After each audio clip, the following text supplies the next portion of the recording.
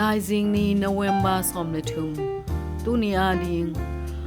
OBADIAH alian khat aneu li pan kwa aneu som le ni pan som le thum na sanggamte ato asian ni munuam da ho OBADIAH alian khat aneu som le ni Gimthuakte Tungah Thukhualna American tang thusunga gam kang suk sepen telaka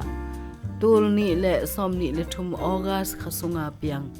highwaya gam ke lahana khwa hiya mi som ko le ko si in tul ni wal kisya hi to khomi te pen siat na lian pi sunga aboy khop lai tak ma in mun lo gam zuak te in alei tang te su so ma hi manin lungim na ki thuap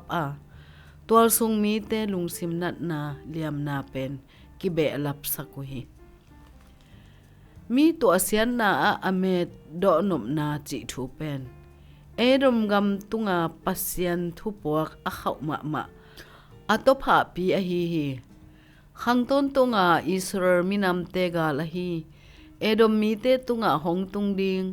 pasian thuman thutang hil kholi ahang pen edom mi te in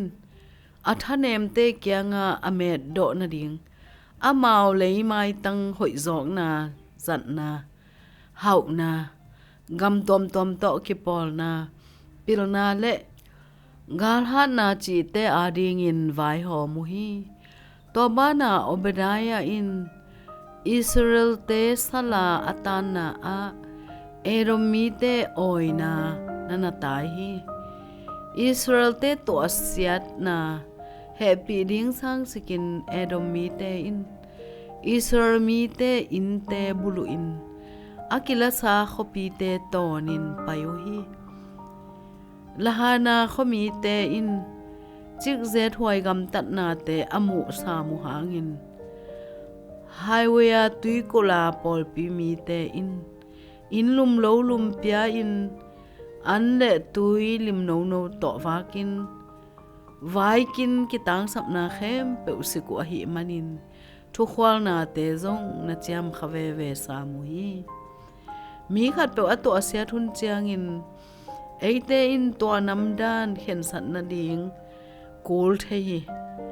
amau sup na lian pi pen met bol ding mo a hi kele la hai nai kho mi te bangin